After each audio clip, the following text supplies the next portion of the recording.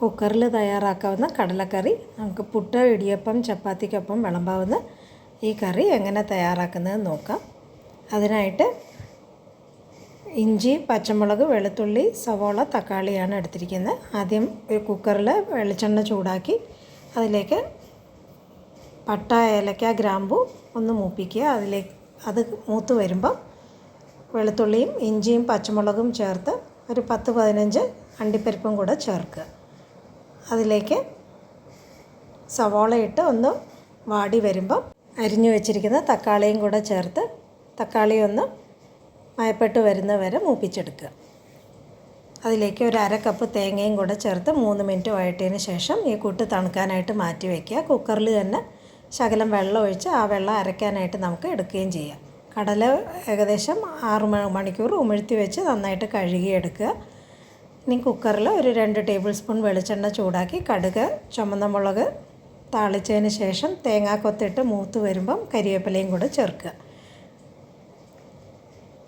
ഇതിലേക്ക് മുളക് പൊടി, മല്ലിപ്പൊടി, മഞ്ഞൾപ്പൊടി 3 പൊടികളും ചേർത്ത് ശകലം വെള്ളം ഒഴിച്ച് നന്നായിട്ട് മൂപ്പിച്ചെടുക്കുക. അപ്പോൾ പൊടികൾ കരിഞ്ഞു പോകാതിരിക്കുകയും ചെയ്യും, നന്നായിട്ട് മൂത്ത് കിട്ടുകയും ചെയ്യും.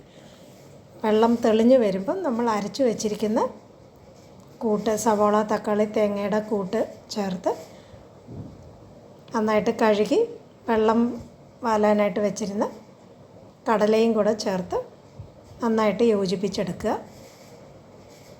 ഇതിലേക്ക് ആവശ്യത്തിനുള്ള വെള്ളം ഒഴിക്കുക. വെള്ളം ഒഴിക്കുക എന്ന് പറയുമ്പോൾ കടലയുടെ മുകളിൽ 1 മുതൽ 2 ഇഞ്ച് വരെ വെള്ളം പൊങ്ങി നിൽക്കുന്ന രീതിയിൽ വെള്ളം ഒഴിച്ച് ആവശ്യത്തിനുള്ള ഉപ്പും കൂടെ ചേർത്ത് അടപ്പ് വെച്ച് അടച്ച് ഒരു 5-6 വിസിൽ വേവിച്ചെടുക്കാം. ആ സമയം കൊണ്ട് നന്നായിട്ട് കടല വെന്ത് കാണും.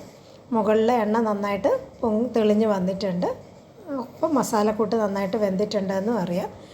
ഈ പരുവം പോരാന്നുണ്ടെങ്കിൽ കുറച്ച് കടല നന്നായിട്ട് ആ തവി കൊണ്ട് തന്നെ ഉടച്ചെടുത്തതിന് ശേഷം ഒരു 2-3 മിനിറ്റ് തിളപ്പിച്ചെടുക്കുകയാണെങ്കിൽ നല്ല കുറുകിയ ചാറോട് കൂടിയ കടലക്കറി ഇതുപോലെ നമുക്ക് തയ്യാറാക്കി എടുക്കാം.